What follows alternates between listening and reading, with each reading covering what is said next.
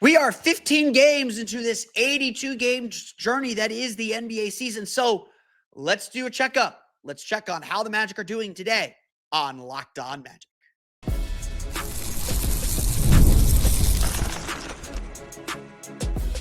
You are Locked On Magic, your daily Orlando Magic podcast, part of the Locked On Podcast Network, your team every day. And you are indeed Locked On Magic. Today is November 19th. It will be November 20th, 2025. My name is Philip Rossman-Reich. I'm the senior writer over at OrlandoMagicDaily.com, credentialed member of the Orlando Magic media since the 2012 season. On today's episode, we're going to jump the gun a little bit. We're going to get a little ahead of ourselves. We're not quite at the quarter mark of the season. That's going to come, I believe that comes at the end of the Thanksgiving road trip. So week ahead, we're going to do a quick 15-game checkup. We're going to take a look at where the Magic stand in the four factors. We'll take a look at the trends that we're watching and things that we're noticing about this team. And we'll do a quick Eastern Conference standings check to show you that none of it matters. Plus, I do want to circle back and talk a little bit about what Steve Kerr said during the pregame, as it's the big talking point in the NBA right now, and certainly one that does affect the Orlando Magic. We'll get to that coming up here in just a moment. But first, we want to thank you again for making Locked On Magic part of your day every day. No matter when you listen to us, whether it's first thing in the morning, whether it's right when we upload, we truly appreciate you making Locked On Magic part of your day every day. Yeah, you can make Locked On Magic even bigger part of your day by being one of our Orlando Magic dailies. That means you're an everydayer. You listen 5 days a week. You listen on the weekends. We're part of your regular podcast rotation. You listen to us first in the day. We truly appreciate everyone who makes Locked On Magic part of your day every day. And we truly appreciate everyone who has helped make the Locked On Podcast Network the #1 sports podcast network. Locked On Podcast, it's your team every day. Today's episode of Locked On Magic is brought to you by FanDuel. Right now, new customers can bet just $5. And if your bet wins, you'll get $300 in bonus bets to use across the app. Head to FanDuel.com to get started. 15 games isn't very much. It's a lot. We got this decent size sample of who this team is. And I think generally we watch the Orlando Magic now, and we know the things that they're going to struggle with. And we know the things that they need to do in order to win. Now, I won't sit here and say the Magic are playing their best basketball yet. They're not. Very, very clearly not. They're going to keep getting better. They're going to keep growing. They'll keep developing. There'll be adversity. There'll be injuries. There's a long way to go in this season. But like I mentioned, we are almost a quarter of the way through the season. Again, the Magic, I believe they they're 6 games away from the quarter mark of the season. Let me check let me give you exactly when that is here. The quarter mark of the season is gonna land December 1st after the Magic play the Chicago Bulls. So we'll be in the thick of things. So I figure 15 games, a nice round number, nice kind of even integer before we get to the quarter mark of the season, to just kind of take a little temperature of where this team is at. Now, this has really been 2 different seasons for the Magic already. There's been the first 5 games, which were frustrating. And I sat here during those 5 games and said, yes, there are problems. There are issues that this team needs to resolve. They're not playing the way we all hoped they would and the way we all expected they would. But give them time. 5 games isn't very much. Well, now we have 10 games on the back end of that. So the Magic were started the year 1-4. They have gone 7-3 since to get to 8-7. And if everything goes right, and that would probably mean winning tonight against the LA Clippers, if everything goes right, the Magic will never be under 500 for the rest of the season. Now, maybe I'll bite my words. Maybe I just jinxed them, but it feels like the Magic are moving in a positive direction. I have friends, I have family, I have followers, people who message me and say, "Oh, I'm a believer in this team again." As bad as crushing and as chaotic as those first 2 weeks of the season were, and as chaotic as those first 5 games were, everyone seems to have calmed down a little bit. I certainly have. I certainly have been, and I think I was generally calm. I said some pointed words. I laid down some hard truths, and I said, I do think the Magic will get there. And again, I do think the Magic will look like the team we all imagined they would look like. And there's been a lot of really good things that I want to highlight in this episode if I can get out of my own way here. the Magic are in a better spot now. So let's just do a quick 4 factors check. I'm not going to go too deep into some things, but 4 factors check. Defensive rating, the thing that the Magic care most about. The Magic are still sitting at 13th in the league in defensive rating with a 112.7 defensive rating. But in their last 10 games where they've gone 7-3, where they've looked more like the team that we imagined them to be, they are 7th, a 109.8 defensive rating. So again, a pretty marked improvement. There have been bad games. Obviously, the Detroit game, the Philadelphia game during that 1-4 stretch, the Atlanta game during one of those 3 losses for the Magic. The Magic has still got a lot of things to clean up. But generally, over the last week and a half, since that Atlanta game, generally, the Magic's defense has looked more and more like the elite defense that we believe this team could be. And there is no reason to think that will not last. This team has kind of found its character. And honestly, a big reason for that is the team's pace and the way that this team is playing. The Magic entered this season, we'll get to the offensive numbers here in a second, but the Magic entered this season pledging they were going to be faster. And, again, pace isn't everything, but they pledged we are going to run more. We are going to get out and transition more. We're going to use our defense to create their offense. And one of the ways that Magic probably had that backwards was that they thought that meant breakneck speed at everything, get out and run, go crazy. Like, no doubt about it. That was part of the problem. The Magic were, let me get the full stats here. So I'm going to change my search filters here. So give me 1 second. Over the first 5 games of the season, the Magic were very clearly one of the fastest teams in the league. And the first 5 games of the season. Sorry, did I put that wrong? No. Sorry, I'm going to find it here. Where are the Magic? Hold on a sec. Oh, the first 5 games of the season, there they are. The Magic were 9th in the league in pace at 103.9 possessions per 48 minutes. Since then, over the last 10 games, the Orlando Magic have turned into one of the slowest teams in the league. The Magic are 27th in the league in pace at 98.9 possessions per 48 minutes. They've gone 4 possessions down. Now, some of that might be their defense has gotten a lot better, getting deeper in the shot clock, fewer possessions that way. But the Magic are no longer this breakneck, crazy, fast, speeding team.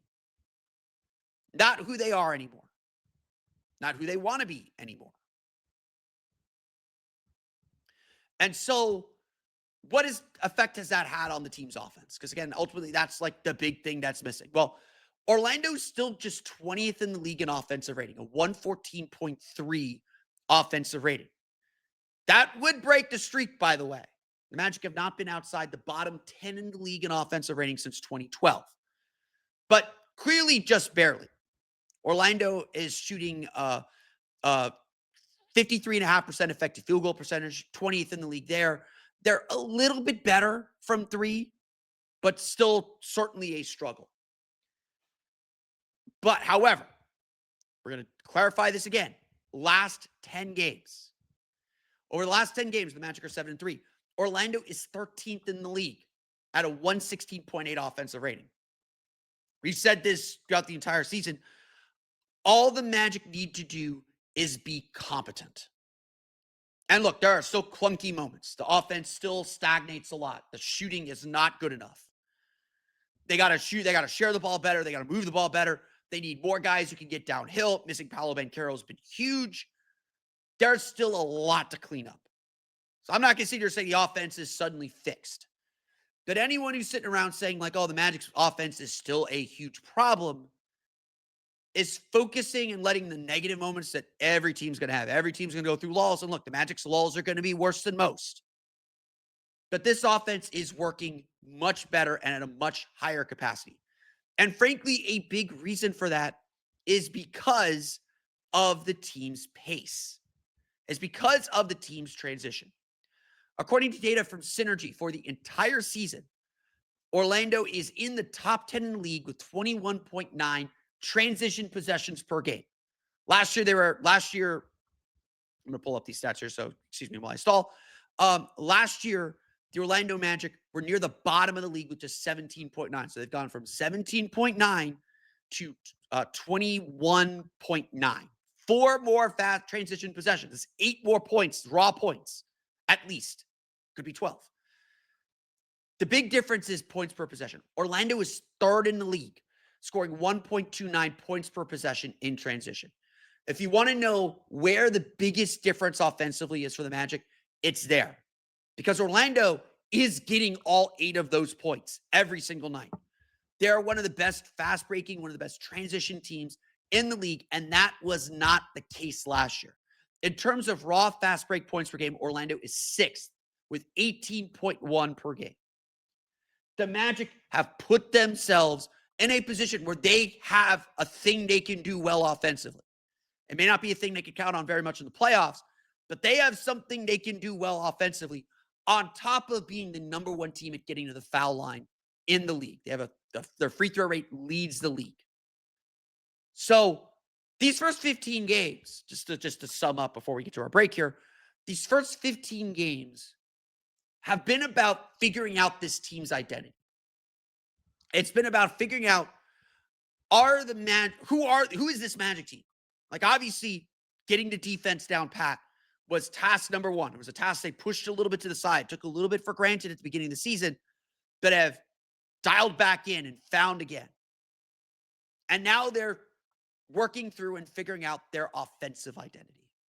And as they develop that, as they grow that, that's when we'll begin to see this team begin to take a huge leap.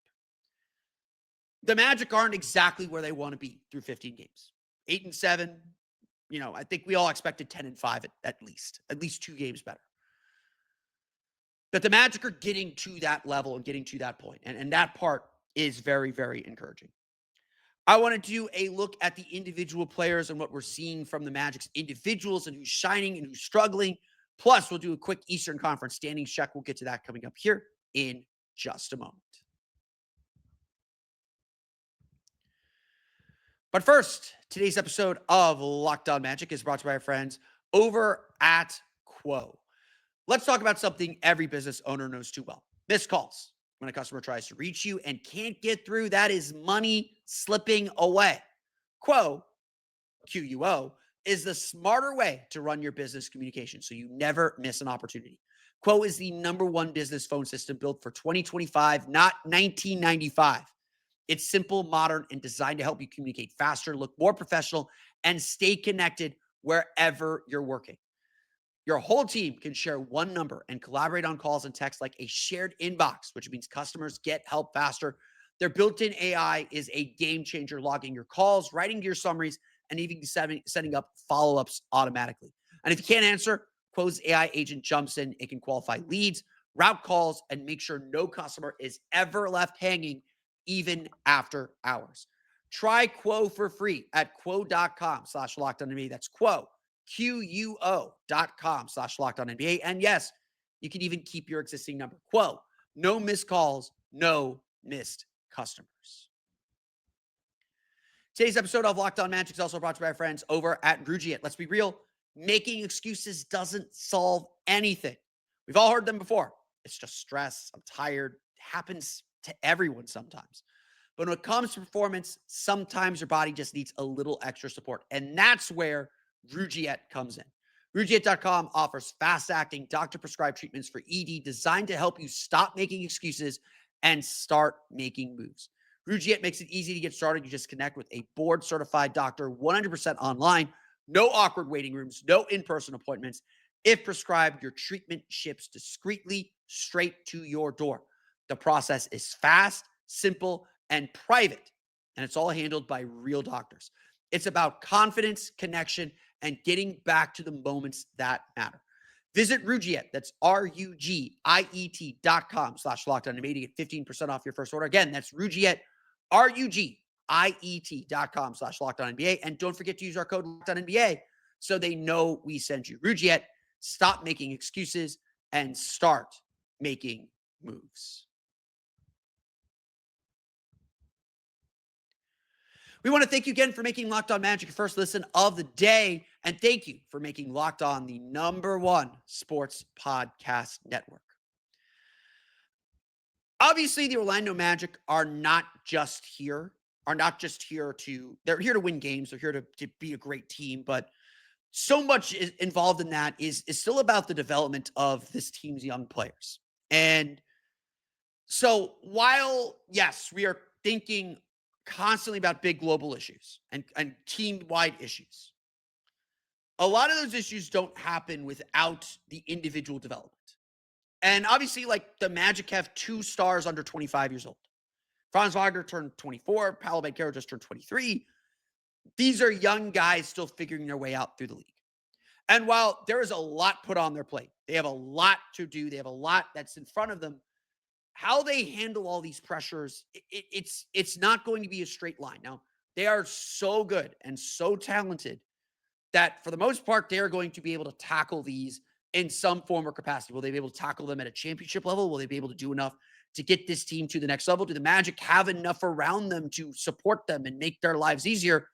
That's stuff we're going to discover throughout the course of the year and really won't really find out until April and May and June. But early on this season, I think undoubtedly we can say that there's a lot to be impressed about with Paolo Banchero and Franz Wagner. On the season, the Magic star duo, once again, averaging more than 20 points per game. Franz Wagner leading the team in scoring with 22.8 points per game, shooting 45.7% from the floor, 34.2% from three, and a 50.8% effective field goal percentage. He's averaging 6.4 rebounds and 3.8 assists per game. He is taking on a little bit more of an offensive load. He is shooting the ball pretty effectively, still taking the second most threes on the team, tied with Desmond Bane. He is doing some really, really good things and slowly beginning to expand his game and expand his leadership.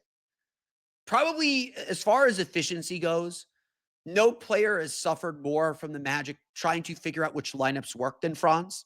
Where Franz is usually the plus minus darling. This year, he has been with some pretty bad lineups on that bench group. He's often been paired with Jalen Suggs, who's been on a minute restriction, which leaves him a lot of times with Anthony Black as a supporting player. And, while Franz is certainly a very gifted player, still sort of a reticent one-on-one guy. So it's still sort of a reticent, like, I'm going to take over this game kind of guy.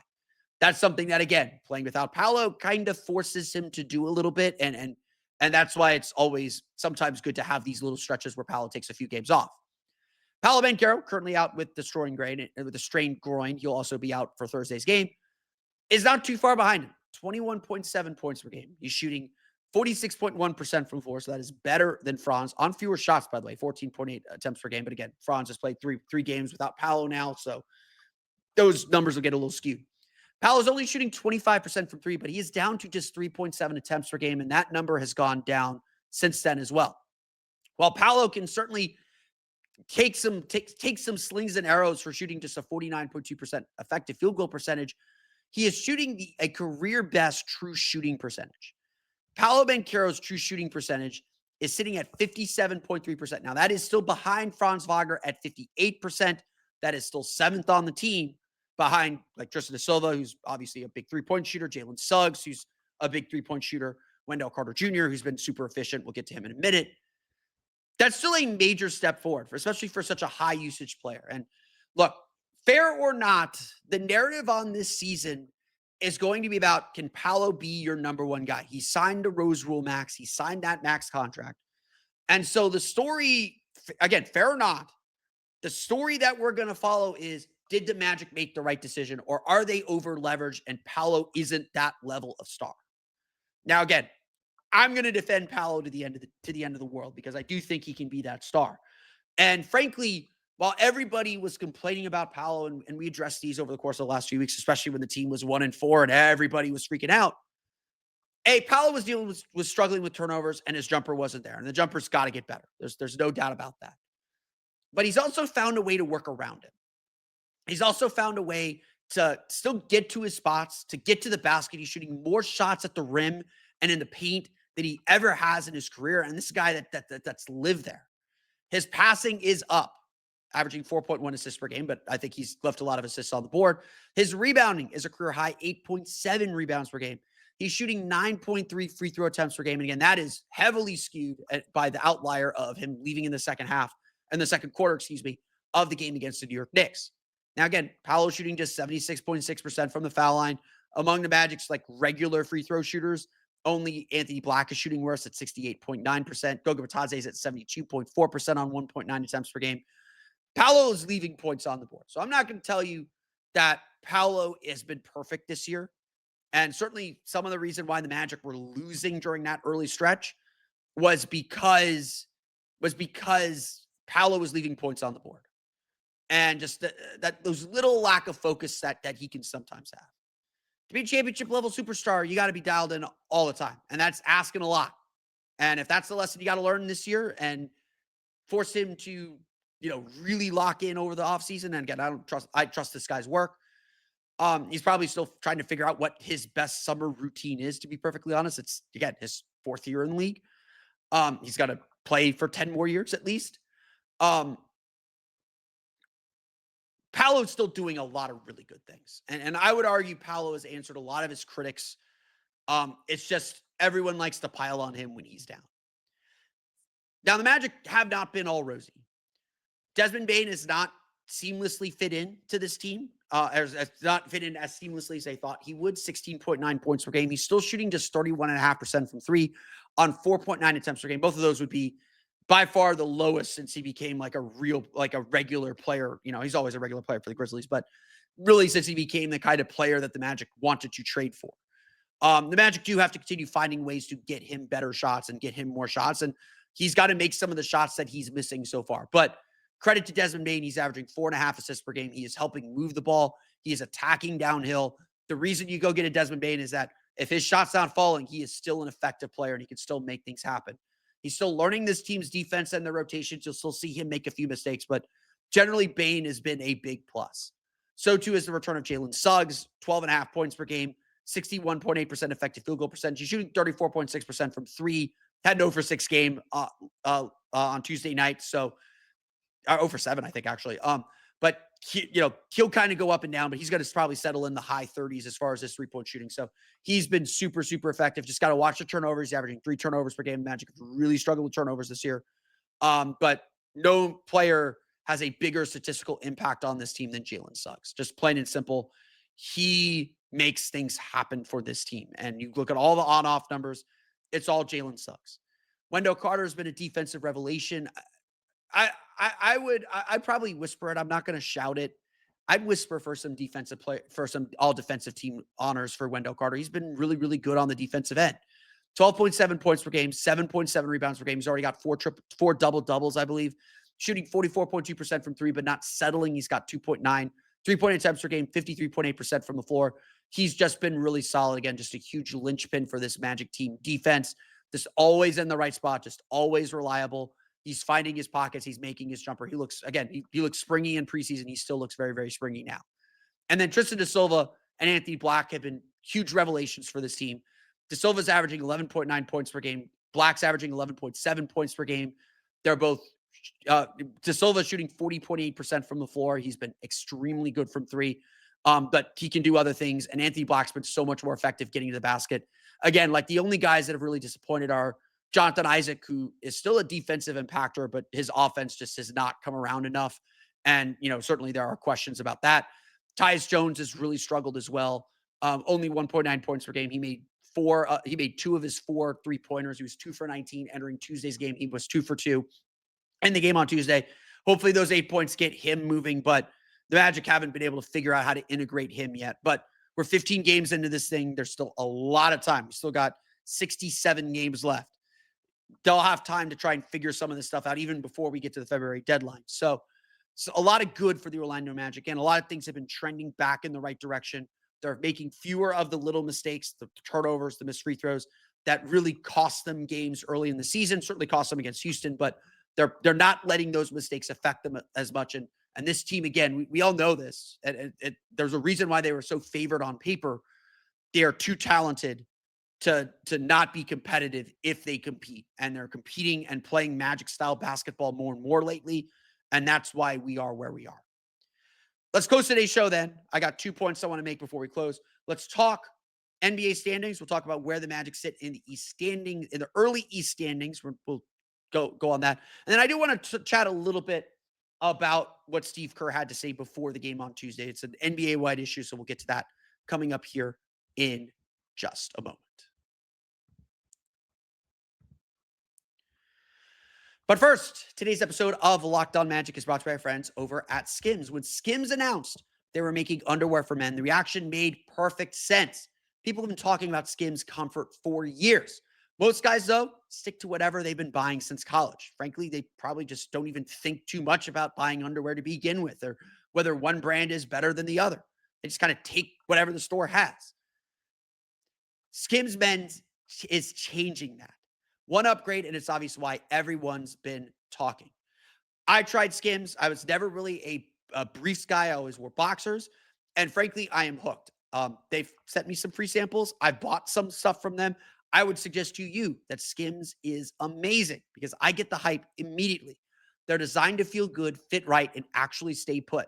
No slipping, no sagging, no adjusting. Just genuinely great underwear that makes you feel confident and comfortable. Frankly, it doesn't feel like you're wearing anything at all, which is kind of what everybody wants.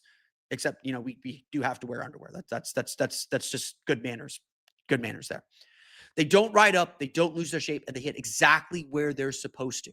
Whether you're working, traveling, working out, or just hanging out at home, these feel better than any underwear you've used before. Shop Skims Men's now at skims.com. And when you place your order, choose podcast in the post-purchase survey and select our show from the dropdown to let them know we sent you. Plus, the Skims holiday shop is open. So if you're looking for the perfect gift this season for men or women, Skims has you covered. Today's episode of Locked On Magic is also brought to you by our friends over at FanDuel. The NBA is back, and there is no better place to get in on the action than FanDuel, the official sports betting partner of the NBA. Even if you missed the start of the game or want to ride the hot hand, FanDuel has live bets on everything from who will score next to fourth quarter comebacks. Plus, you can even combine your live bets into a same game parlay for a shot at a bigger payout. It keeps every game exciting, especially when your team is making that late push. Getting ready for Thursday's game between the Orlando Magic and the LA Clippers. The Magic are favored by 5.5 points over the struggling Clippers. The over-under set at 218.5. That's kind of low. Clippers not a great offensive team, but a terrible defensive team. Magic, not a great offensive team. Magic have a better offense than the Clippers. Actually, still have a better offense than the Warriors, too, by the way. Imagine that. But great defense from the Orlando Magic. We'll see if the Magic can hold off the Clippers, and a little bit of a losing streak against the Clippers. It's been a while since the Magic beat the Clippers in Orlando. So go to FanDuel right now because FanDuel is giving new customers $300 in bonus bets when your first $5 bet wins. Head to FanDuel.com to sign up and play your game with FanDuel, official sports betting partner of the NBA.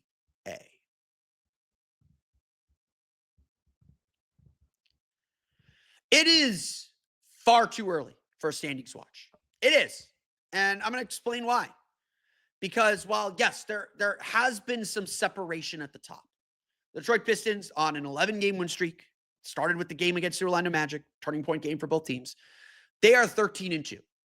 They have put themselves pretty comfortably ahead of the pack. Meanwhile, the other expected favorites, the Cleveland Cavaliers, they're 10-6. They lost to the Houston Rockets today, 3.5 games back, but one of 3 teams in the East that has 10 wins. The New York Knicks are not one of those teams. The Knicks are 8-5. They're playing the Dallas Mavericks as I'm recording this, so this information will be out of date. They've won all of their home games except for one against the Magic. They've lost all of their road games. They will play them at Orlando on Saturday. Jalen Brunson will be back for that game. He is reportedly playing tonight against Dallas. Those are your 2 favorites. Now, nobody is panicking about anything. Like Detroit, they're expected to be good. I had my doubts about Detroit. They put a lot of those to bed. Jalen Duren's taken a huge leap. They haven't gotten Jaden Ivey back. Detroit might be in the hunt for that top seed for a little bit. That doesn't mean they're not catchable. That doesn't mean they're going to go through a lull. They're going to go through some problems. They're playing with extreme confidence right now, but they're going to be in the hunt. It's the old adage from golf. You can't win the tournament in the first round, but you can definitely lose it. And so if we're going to split the season into quarters, and again, first quarter doesn't end until 2 weeks from now, on December 2nd. The Magic have kind of kept themselves in the pack. Orlando is 8-7. That is good for tied for 9th with the Boston Celtics. Boston Celtics are also 8-7, but they're only a game back of the Knicks at 8-5. And again, the Knicks play tonight. So their game back at the Atlanta Hawks at 9-6. Hawks, again, have the tiebreaker right now, 2-0. Magic got to win those last 2 games against Atlanta. They're only a game back of Atlanta for 4th and 5th. For the Knicks and Atlanta for 4th and 5th. The standings are really tight.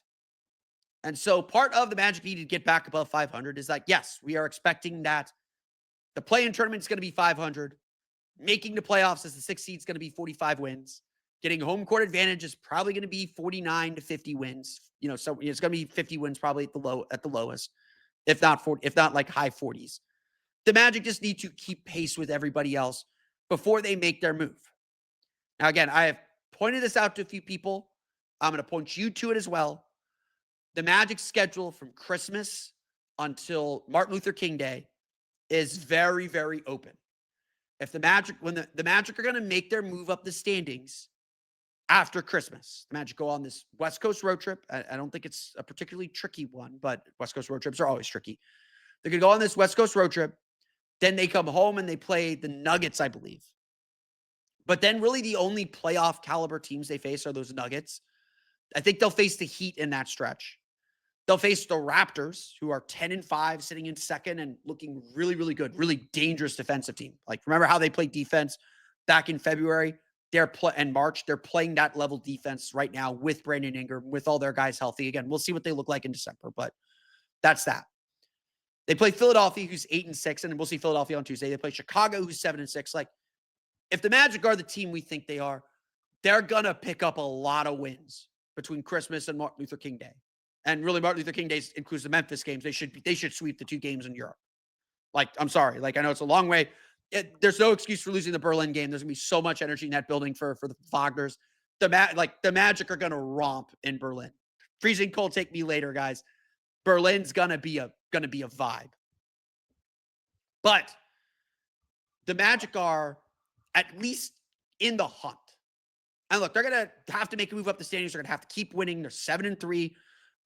Only the Pistons at 10-0 and the Raptors at 9-1 are better than them in their last 10 games. The Cavs are 7-3 in their last 10. The Hawks are 7-3 in their last 10. The Magic have done well to pick up some steam and put themselves in the pack in the peloton. And now they just got to draft and get by everybody. It is too early to care so much about the standings, though. I want to make that clear. It's too early. The standings aren't sticky yet. There's going to be a lot of change. Philadelphia is 4-6 of their last 10. They'll fall apart. Like, they're starting to waver a little bit, even now as they're reintegrating Joel Embiid and his playing is inconsistent, and reintegrating Paul George. Let's close today's show then. I want to just talk very briefly about what Steve Kerr had to say before the game on Tuesday. Steve Kerr was talking a little bit, was asked a little bit about, and Steve Kerr just kind of holds court wherever he goes and, is experienced enough and has enough gravitas that he can speak very authoritatively, both as a player and as executive and as a coach, right? That's all three, about the issues facing the league. And it's always fascinating to watch him come through because, he's very patient. Like, he doesn't have to answer the media questions as much as he does, but he's very, very patient, understands the job and all that. And he talked a lot about how he's the one kind of leading the charge to try and deal with soft tissue injuries. Now, there have been a lot of calf strains and a lot of these little injuries that are leaving guys out for long periods of time. Giannis Antetokounmpo is going to miss 1 to 2 weeks. We got the news that Stephen Castle is going to be out for a little bit. Victor Wembanyama is going to be out for a little bit. Paolo Banchero has obviously been out now for a full week since straining his calf. And again, while Paolo is starting to do some stuff on the court, Jamal Mosley said before Tuesday's game that he did a heavy weightlifting session. And then as we were leaving, he was doing some stationary shooting on the court and working with Arnie and Jamal and Sham and God Sham God. We're probably still a little bit away from Paolo being back. If I had to guess, and this is just a guess, I think they're trying to get Paolo back for the Philadelphia game for the Cup. It's all for the Cup. But it would not shock me if he's not back until Detroit. Again, get a few days off in between, just to rest days. Like, the reason why that Philadelphia game I think is really good, but not like this set of games, because you play the Clippers now, then you play the Knicks on Saturday, and then the Celtics on a back-to-back on Sunday. He's not going to play back-to-back coming back from a calf strain or groin strain. You play the Sixers on Tuesday. You get Wednesday, Thursday off. You play Friday, and then you get Saturday, Sunday off. So like those 2 games feel really ripe for Paolo to return. And then you're back kind of in the ringer. So you got Monday. I think you got a Monday, Wednesday, Friday 3-game homestand there with Miami coming to town in that stretch. So the Heat don't come back. I don't think the Magic do play the Heat in that Martin Luther King Day stretch. There have been a lot of these soft tissue injuries, and Kerr does believe that a lot of the reason is because of the number of games that they play, the number of back-to-backs. Steph Curry and Draymond Green, and I believe Jimmy Butler all sat out the game against the Heat today. I'm going to get the score for you here because I was not watching that game. They all sat out the Heat's 110-96 win, frankly, just because of rest. And again, I don't think that was a shock to anybody. Kerr said that they were in a stretch of like 17 games in 29 days, which he claimed was like the most condensed and hardest stretch that he's seen in his NBA career, which again is pretty extensive. And there's just, while I think there's a lot of the old heads, and again, respect for everything they did and got through and played through without, the knowledge that we have today or the understanding of how the human body works today. But the league is just so different. You can't play 82 games anymore. And it's just so hard because the length of the distance traveled by players today is significantly higher. There's a lot of these graphs showing that the pace of play is way up this year and like up more than usual this year. There's just a lot of stress being put on people's bodies. And look, the Magic are young. Franz Wagner is playing through a broken nose right now. He's going to play through anything. And Franz always plays through anything. Like if Paolo could play, he'd play. And the Magic are 100% right to stop him and say, no, we need you in April and May. This thing can linger. Stop right now. And honestly, like I was a little bit shocked that Jalen played on Tuesday. They know how important Jalen is, and Jalen will play through anything. You probably couldn't stop him from playing other than just not putting his jersey in the locker. But the Magic want to be careful with these things, and every team wants to be careful with these injuries because you don't want a sore groin to turn into a strained groin, to turn into something more serious. We're seeing all these strained calves, and with the epidemic of hamstring tears and Achilles tears that we're seeing, calf strains are the first sign that something's up and you need to take care of your body. Again, players don't want to sit. This is not an issue of the players being babies. There are people that believe that still. I don't know why. Players want to play. It's the teams that are stopping them. And the teams are right. It is in the team's interest to make sure these guys make it to the end of the season. If all we care about is championships, then yeah, missing a Tuesday game in Denver, and that's your only trip to Denver, tough luck. Like, it would not have shocked me if Steph was ruled out so that he could play in Miami. That would not have shocked me last night. That's not how things went, obviously. Like, we got to see Steph. Steph was incredible. We're lucky for that. Miami, not so lucky. Miami got a raw deal on that. But if the NBA cares, they got to give these teams more time to recover. They got to find something, and they're not going to reduce the number of games. That's just not going to happen. Even Kerr could acknowledge that in today's climate and society and 2025, no one's going to voluntarily reduce their revenue. Like, they have a product, they're going to put it out there for 82 times. So the league has to be creative and find smart ways to address this crisis because, A, you want your best players playing in the playoffs. And that was not happening. Like, again, the Magic made the finals in 2009 because the Celtics were hurt. It happens. Injuries do happen. But Steph Curry had to miss a lot of time in the playoffs this year. You don't want the playoffs decided by injuries. They're part of the game. Sometimes they happen randomly. But if you can do something to prevent that from happening so that your biggest high-pressure games, guys are fresher, guys are more ready to play, guys are not worried about a strained calf or whatever the case may be from the wear and tear of a long season, the NBA needs to look into this. And Steve Kerr, and you can go find his comments somewhere, Steve Kerr is absolutely right about this.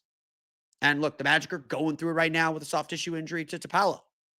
And look, again, it's nothing serious. Paolo made it clear it was nothing serious. There's nothing that he anticipates being long-term. But if you're going to sit a guy, make sure he's good for the long term. And that's why I don't think we'll see Paolo for a little bit. But it's not just Paolo. It's everybody around the league. And again, guys don't play 82 games anymore. Like Franz and Paolo are tanks. They'd play 82 if they could. They're not going to. I don't want them to. I want them to be healthy for the playoffs. And so you have to sit a game here or there to help an ankle heal or help a calf heal or help a groin heal. Do it. It's worth it. We're going to be here until May. That's 7 months away. We got a long road ahead of us. I know we're doing like a 15-game checkup today, but we got a long road ahead of us. And this is just reality in the NBA, whether people like it or not. I want to thank you all again for listening to today's episode of Locked On Magic. Of course, find me on Twitter at @PhilipRR_OMD and on Blue Sky at PhilipRR. You can subscribe to the podcast, Apple Podcasts, Stitcher, TuneIn, Himalaya, Google Play, Spotify, Odyssey, and all the fun ways to along the podcast to your podcast enabling device. You can find us as well on YouTube. Just search for Locked On Magic. For the latest on the Orlando Magic, be sure to check out OrlandoMagicDaily.com. You can find us on Twitter at OMagicDaily. And for even more Orlando Magic content, be sure to check out my Patreon page, your Orlando Magic Hub, at patreon.com/Orlando Magic Hub. As always, thank you for your support. Now that you're done making Locked On Magic your first listen of the day, go make Locked On Fantasy Basketball your second listen of the day. Josh Lloyd hosts the #1 fantasy basketball podcast, giving you daily tips and helping you win your league, all while making you a smarter NBA fan. Find Locked On Fantasy Basketball on YouTube or wherever you listen to podcasts, all part of Locked On Podcast Network. It's your team every day. That's going to do it for me today, though. I want to thank you all again for listening to today's episode of Locked On Magic. We will be back tomorrow to chat about the Orlando Magic's game against the LA Clippers. Until then, though, for Orlando Magic Daily and Locked On Magic, this has been Philip Rossman-Reich. We'll see you all again next time for another episode of Locked On Magic.